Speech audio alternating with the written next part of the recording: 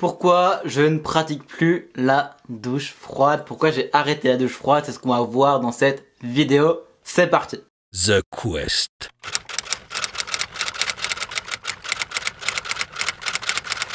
Alors déjà, je vous explique pourquoi je fais cette vidéo. Si vous n'avez pas vu mes précédentes vidéos, c'est pas forcément clair. J'ai fait, je vais dire à peu près 6 à 7 mois de douche froide l'année dernière. J'en ai même fait des vidéos pour expliquer les bienfaits de la douche froide, les avantages de faire des douches froides.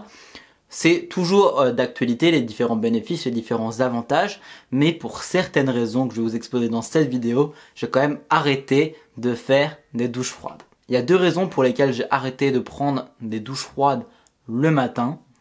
La première, du coup, c'est une raison qui concerne une partie d'entre vous, une partie d'entre nous, et la deuxième, c'est une raison qui concerne tout le monde.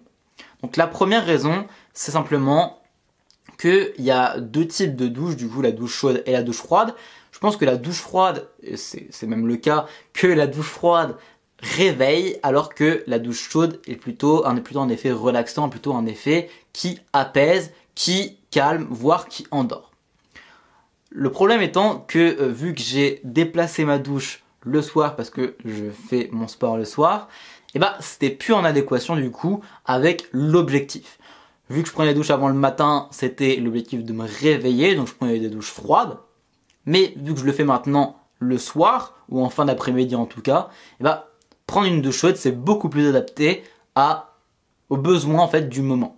Parce que je vais pas prendre une douche froide et être en pleine forme après, alors que je vais bientôt aller me coucher. Donc, c'est plus forcément déjà par rapport à mon propre emploi du temps, c'est plus forcément adapté. Mais il y a une deuxième raison qui va tous nous concerner. Donc première raison, si vous êtes dans mon cas et que vous ne prenez pas de douche le matin et plutôt une douche le soir, c'est pas forcément adapté par rapport au fait que justement la douche froide réveille fortement. C'est comme si on prenait 2 cafés concrètement, la douche froide. La deuxième raison qui concerne chacun d'entre nous, c'est qu'on a chacun une dose de volonté limitée. Quand tu te lèves le matin, tu as une dose de volonté, de possibilité de sortir de ta zone de confort qui est limitée.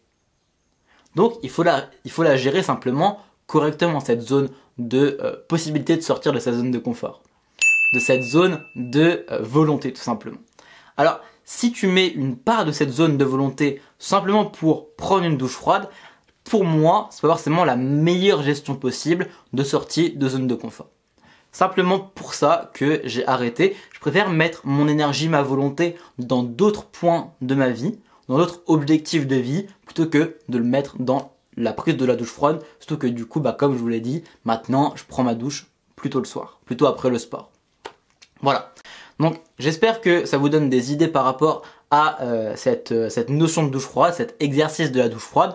Dans tous les cas, si vous avez jamais testé plus de 10 jours, j'invite à faire au moins 1 mois de douche froide, rien que pour essayer. En plus maintenant on est en été en ce moment, donc ça devrait aller. Il fait assez chaud pour prendre des douches froides, c'est pas non plus trop désagréable et ça va vous permettre de voir un peu la sensation que vous pouvez obtenir avec cet exercice. Dans tous les cas, c'est bon à savoir parce que c'est vraiment particulier comme exercice et c'est une expérience qui est à faire, je pense. Si vous voulez aller plus loin, je vous invite à cliquer dans la description pour prendre un coup de boost avec moi, pour discuter un peu de vos différents objectifs de vie, de vos différents objectifs de vie et voir comment on pourrait augmenter votre efficacité dans l'atteinte de cela, votre performance dans l'atteinte de vos objectifs entrepreneuriaux ou autres.